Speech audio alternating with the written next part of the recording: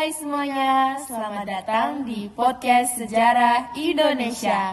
Aku Angel dan aku Aurel. Hari ini kita akan membahas salah satu periode sejarah terpenting di Indonesia, yaitu Orde Baru.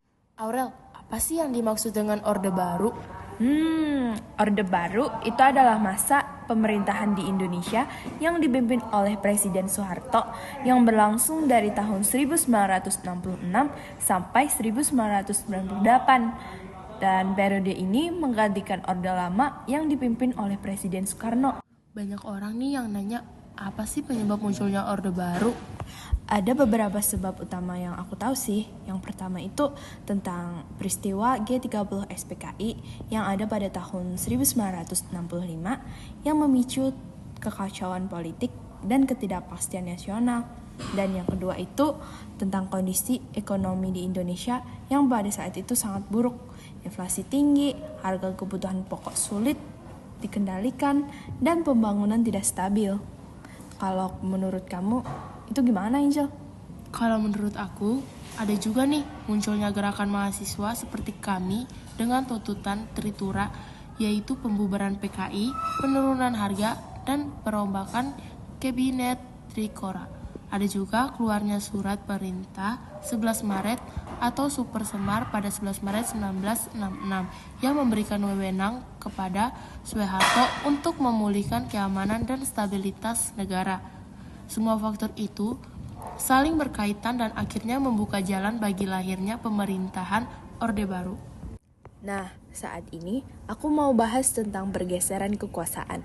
Setelah menerima Super Semar, Soeharto mulai mengambil langkah-langkah penting dalam pemerintahan.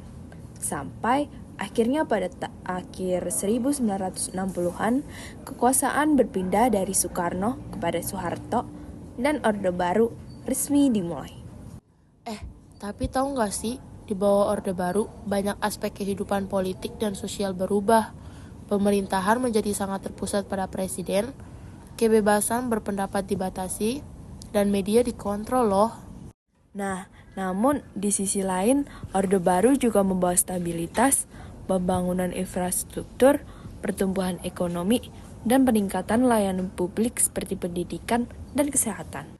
Tapi, tidak hanya di bidang politik dan ekonomi saja loh, Orde Baru juga membawa perubahan besar di bidang keimigrasian.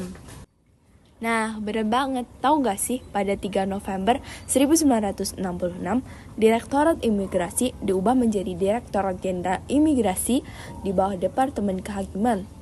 Ini menandai penguatan struktur administrasi keimigrasian. Selain itu, pemerintah mulai membangun fasilitas fisik seperti kantor imigrasi, rumah dinas, pos perbatasan, hingga tempat penahanan imigrasi. Nah, iya, pada tahun 1978 mulai dilakukan komputerisasi sistem imigrasi dan sejak 1 Januari 1978 sistem informasi berbasis komputer resmi digunakan. Ini merupakan langkah besar menuju modernisasi administrasi negara. Di masa Orde Baru juga lahir sebagai regulasi baru, terutama Undang-Undang Nomor 9 Tahun 1992 tentang keimigrasian yang menjadi dasar hukum penting dalam tata kelola imigrasi Indonesia. Aurel, kamu bisa jelasin nggak positif maupun negatif dari hasil periode panjang di masa Orde Baru? Nah, kalau dari aku, dari sisi positif dulu nih ya, di masa Orde Baru ini berhasil meningkatkan stabilitas politik, mempercepat pembangunan infrastruktur, menurunkan inflasi, meningkatkan pendidikan dan kesehatan, serta membenahi birokrasi termasuk sistem keimigrasian. Nah, untuk dari sisi negatifnya, itu ada terjadi pembatasan kebebasan berpendapat, pelanggaran HAM, korupsi, nepotisme, serta ketimpangan ekonomi yang semakin besar. Terus banyak keputusan politik dan ekonomi yang tidak transparan.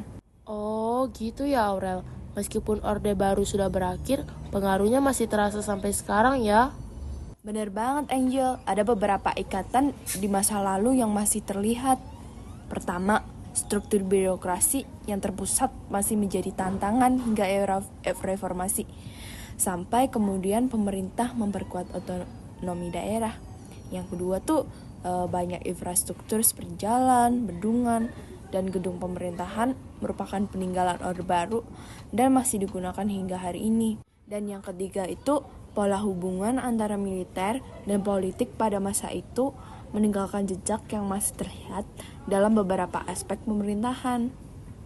Nah, tahu nggak Aurel, krisis moneter 1997 menjadi titik krisis terbesar bagi Orde Baru loh.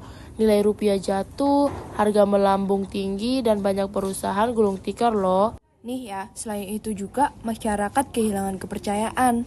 Gerakan mahasiswa dan demonstrasi besar-besaran terjadi di berbagai kota.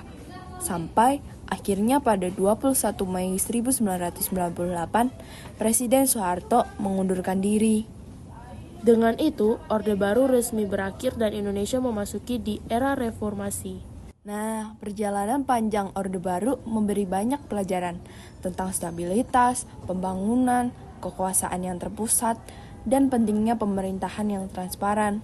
Sejarah ini penting untuk dipahami agar kita bisa melihat bagaimana masa lalu membentuk kondisi bangsa saat ini. Dan kalau kalian suka episode kali ini, jangan lupa bagikan ke teman dan keluarga. Menurut kalian, apa dampak terbesar Orde Baru bagi Indonesia masa kini? Sampai jumpa di episode berikutnya. Dadah!